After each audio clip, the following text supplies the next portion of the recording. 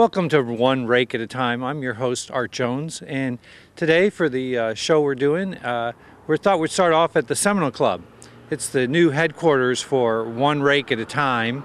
I recently purchased this club in January and have been slowly renovating it and fixing it up. We've got the foundation fixed.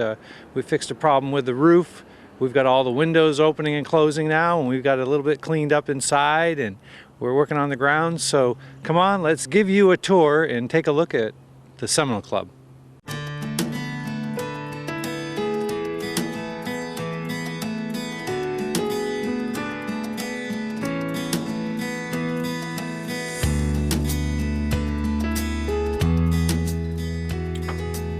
Ah yes, so here we are at the Seminole Club.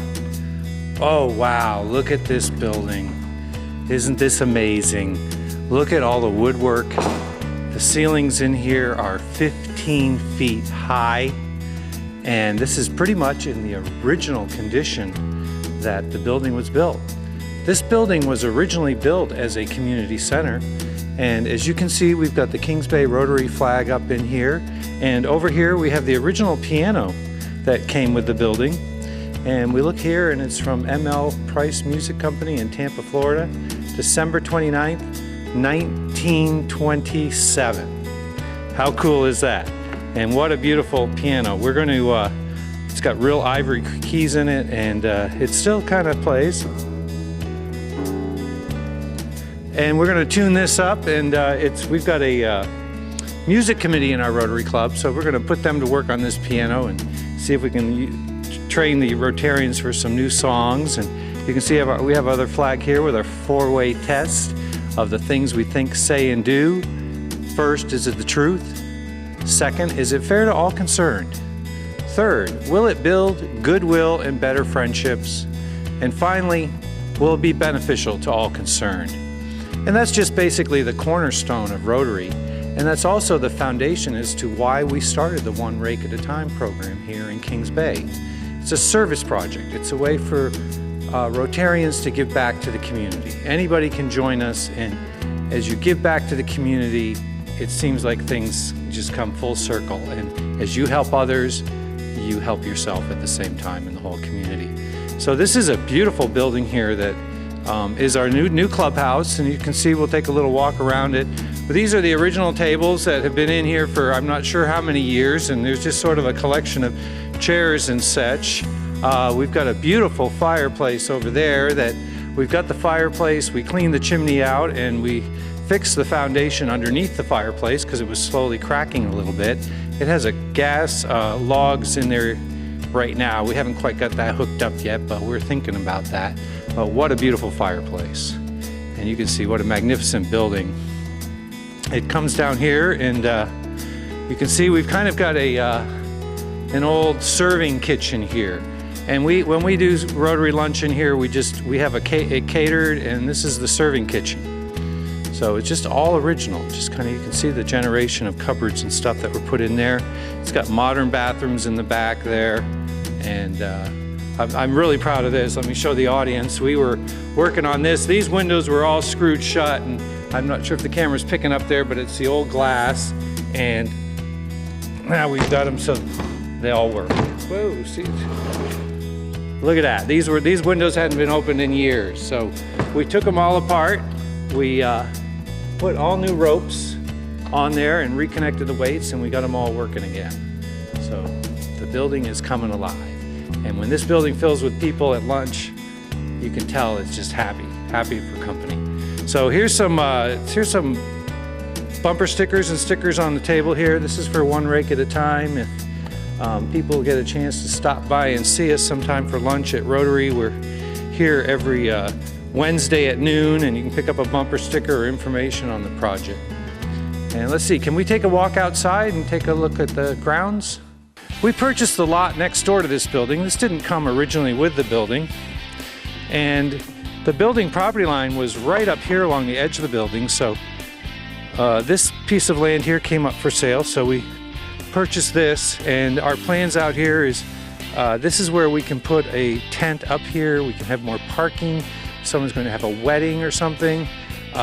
We've got room to expand, and You can see the bamboo there. We've got some invasive bamboo in the back of the main piece of property, and we're cutting that down, cutting it into 6-foot pieces of lumber, and we'll be making a fence out of that. And that's just kind of the prototype there. We're going to put a couple more railings on it and fix it up, but we were just trying to get an idea of what it was going to look like.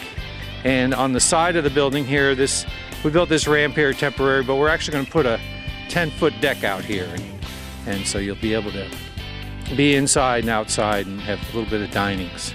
So let's take a walk around the building, and I'll show you the back piece of the property too.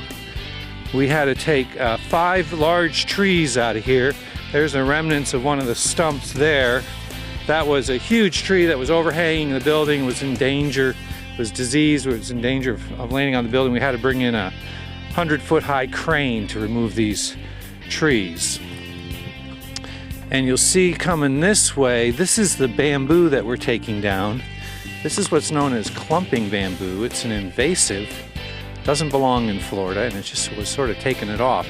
So as we're cutting it down, we're recycling it into fencing. And the property goes all the way back to the other street. So we're getting site elevations done, and we're going to do a little bit of fill, and we're going to put the driveway through all the way to the back and get it all cleaned up there. And you can see this side of the building is, we've already got parking and such over here. And it's coming along. We fixed the chimney there. There was some leaking around the chimney. We got up there and repaired all the flashing and everything. And we repaired the foundation underneath here. So this foundation should last another 100 years or so on this building. It's all been stabilized.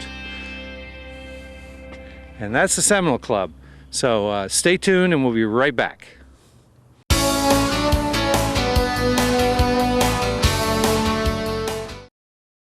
Welcome back to One Rake at a Time. I'm your host, Art Jones, and here we are out at the Hunter Springs Basin, and I wanted to show our audience what we've been doing here. This is one of the areas that we've been cleaning and cleaning and cleaning. We started out with 3 or 4 feet of limbia in here, and we've gotten it down to the white sand, and I'm hoping the camera can pick up on this, but you can see some beautiful white, what they're called is seeps. What they are is small springs there bubbling up from where before they couldn't come to the surface because of all the limbia on top. And just a little bit further out, hopefully the camera's picking up on it, the water kind of turns a little aquamarine. That's a little bit deeper hole there. That's a spring vent that we uncovered. And just look at the beautiful white sand there. You can see little pieces of limbia floating around. Sometimes when the manatees are searching for food, they'll root into the limbia trying to find anything that's down there, and they'll knock up little pieces of limbia and it floats around. And if the camera will just pan over this way, you can see here's all the little pieces of limbia that gather over here. And you can see the limbia against the seawall there. And you can see how horrible this limbia is. That's why we really have to clean it every day. It's a funny story is that I ran into someone and someone wrote a letter and they said, well, you know, you shouldn't be cleaning the bay until you've stopped all the pollution coming in. I said, really? And they said, yeah, you know, because it's just going to grow back. And I said, yeah, that's true. We're going to get some grow back. And so they said that I shouldn't clean the bay until we totally stopped all the pollution coming in. And I kind of thought, I said, well, that's kind of funny. If you think about it, it's like, why brush your teeth in the morning? It's just going to get dirty again. You know, why make your bed? It's just going to get dirty again. Why mow your lawn? I mean, you're just going to have to mow it again later. You mean you want to totally grow and mow it once. So it doesn't really make sense. What we're doing is we've got to constantly be cleaning the bay. And as we're cleaning it, of course, we address the problems of pollution. But I'm afraid that if we stop cleaning the bay, this floating limbia is just going to catch up on us bad again. So that's why at One Rake at a Time, we try to get out there every day and clean the bay. And usually somewhere on the bay, someone is cleaning every day. We have our mechanical harvesters working 6 days a week, and we have people raking every day, so that every day the bay is just a little bit better. If we stop cleaning, then every day the bay just degrades a little bit more. And so I'm real happy to show the audience what we've done, and the camera can pick up that long shot, and you can see all the white sand and stuff. And this was just black Lyngbya bottom before, and we have been working very diligently and hard here. Pick up some of the aquamarine color coming out there, and what a beautiful bay it is here. But you can see the Lyngbya is always just nipping at our heels. So the beautiful thing about One Rake at a time is every week that goes by, a few more people join us. People living on the water, people deciding to fertilize a little more responsibly, people that watch the irrigation. Everything helps. Everybody at home can help protect our springs. One of the things that creates Lyngbya is over-fertilization. So fertilizing wisely or not fertilizing at all, using Florida-friendly landscaping, everything helps to protect the bay. Yeah, here I am standing on a barge here, and this is one of my Lyngbya barges here, and you can see it's kind of in a little channel here, and here's some of the Lyngbya that we've pulled up out of the water. As that floating Lyngbya comes in here, the people that live here hand rake it onto this barge, and once we get this barge full, this barge holds about 3.5 tons of Lyngbya. Once we totally fill up this barge, we bring in a trailer and we pitchfork it off the barge into the dump trailer, and off it goes to our dump site, and it's out of Kings Bay forever. In fact, we just cleaned off this barge. Let's see, I think it was last Sunday we cleaned it off. So this is Thursday, and so this is less than a week, and people are already finding more Lyngbya to pull out. But that's an example of what you can do by hand. This is all hand raking here. So stay tuned, I'll be right back.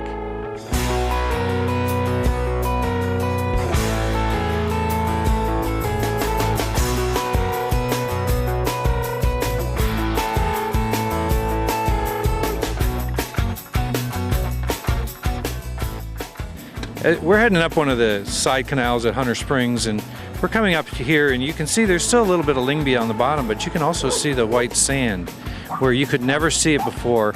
And as we follow these little ducks up there, we're gonna see some beautiful spring vents.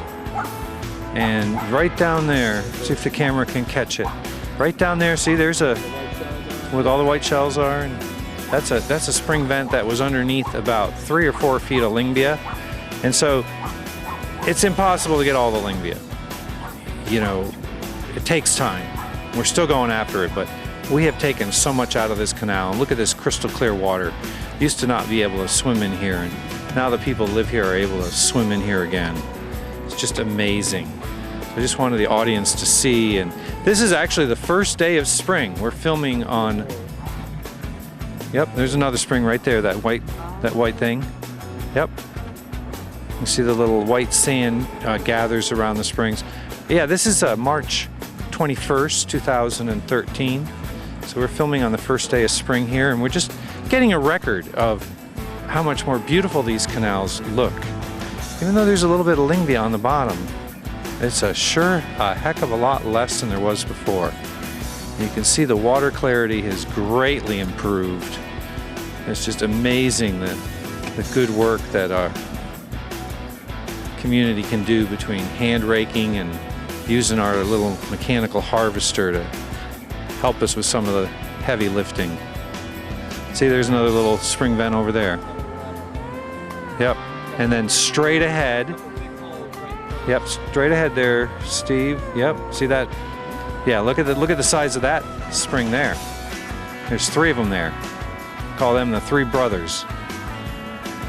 Just bubbling up. Yeah, but what a difference we're making already here. Just amazing. It's just so exciting to see the water starting to flow and the canal just opening up and everybody doing that. And just I wanted to introduce the audience to Jake Metzel.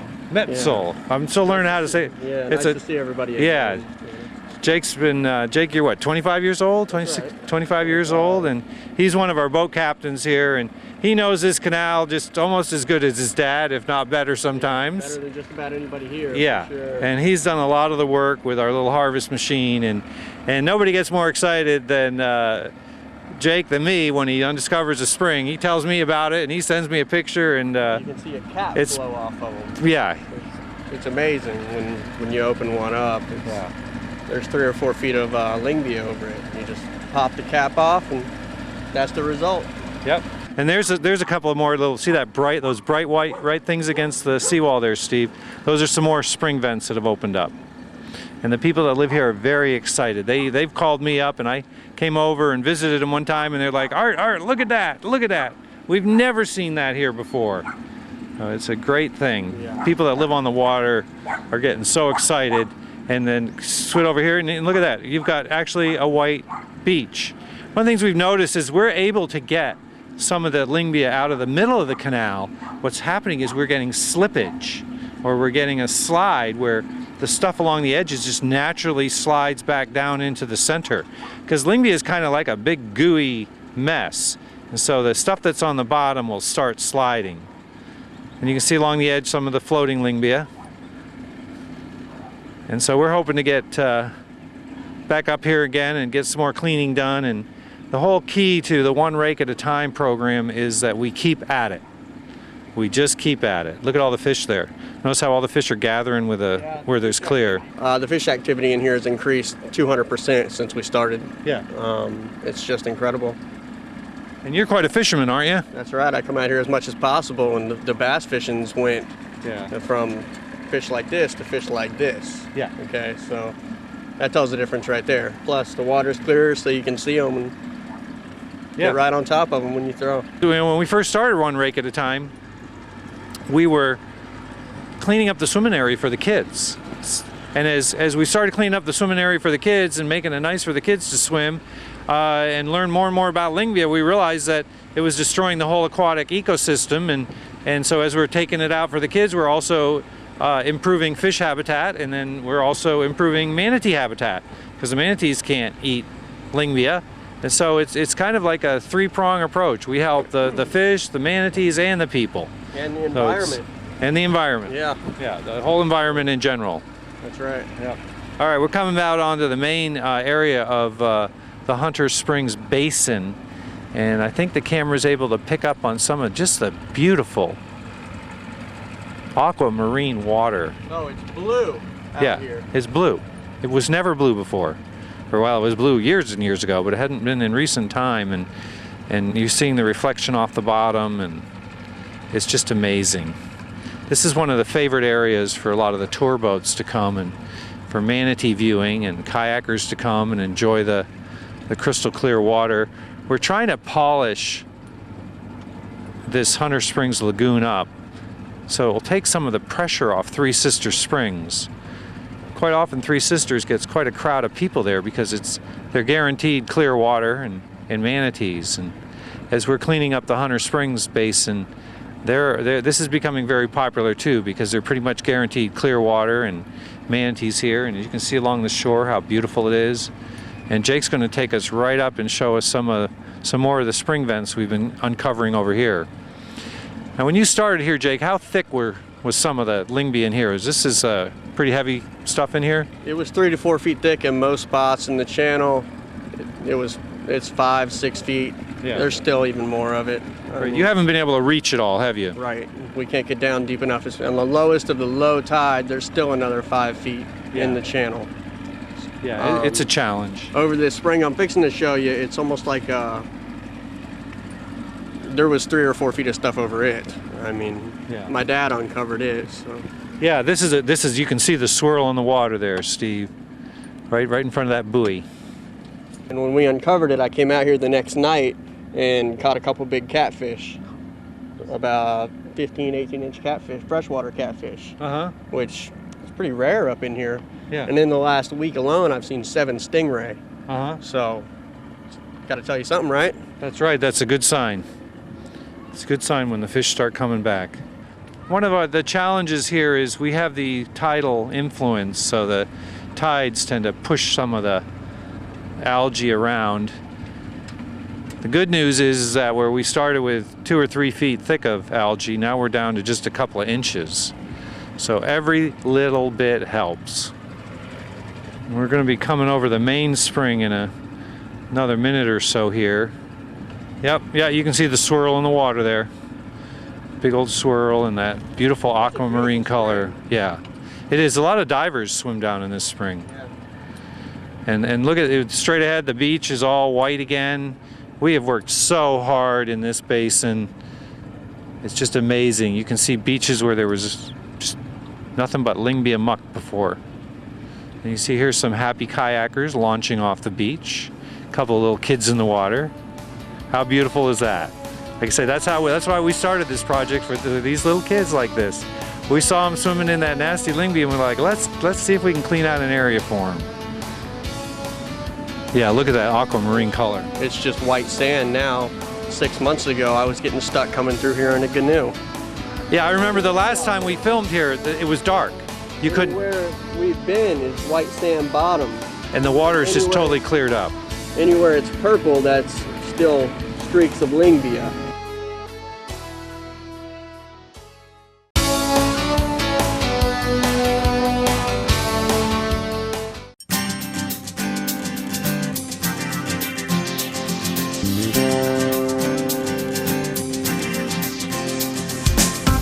Oh yeah, I remember when I snorkeled up this canal and it was just nothing but black piles of Lyngbya on the bottom. It was actually pretty scary. And I snorkeled up here and looked for any beneficial plant life. I didn't find a darn thing. Yeah, this canal is looking so much better now.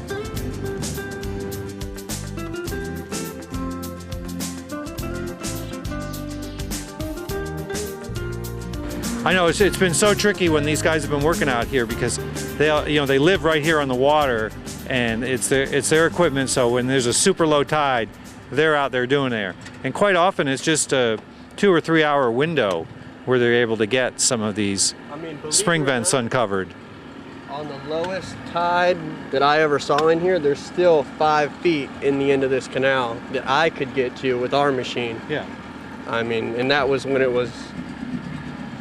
So you're saying that sand was completely out of the water, 6, 8, 10 feet from the seawall. Yeah. All along the seawall.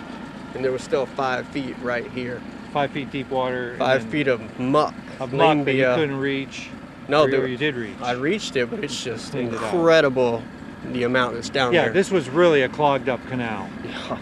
It's still pretty bad. It is. It's still like that. It is. You can see it under the docks there. We haven't been able to get under the docks. You can see those mounds of Lyngbya there. The balls, the rolls, you can see it under that dock. Yeah. But even that dock, you're starting to get the slippage effect. It's starting to come down into the middle of the canal. Get it away from the dock and bring it up on the head that way. And under this pontoon, they haven't moved it yet. It's almost touching the bottom of it. There's 4 feet right there. Yeah. This was a pretty horrible canal when we started, wasn't it? It was the nastiest one yet. Yeah. And now it's one of the best. I remember the very first time we cleaned here, it was quite a challenge to get through the muck. And now we're really getting a beach established here. This is such a popular spot for the community here. It's one of the few places you can get to an actual swimming area by land. So it's so important that we take good care of our Hunter Springs Park here. And every time we have a cleanup, I am just amazed at how many people are willing to come out and help. Truly is a testament to how many wonderful people there are that are willing to step up to the plate and physically help out. Well, thanks for joining us at One Rake at a Time. I'm Art Jones, your host, and I was here with Jake. Yeah, it was nice to take you guys out and give you a tour. Yeah. And remember to look for us on YouTube. You can search the word Save Kings Bay on YouTube. On Facebook, you can like us on Facebook under Save Kings Bay, and YouTube is Save Kings Bay.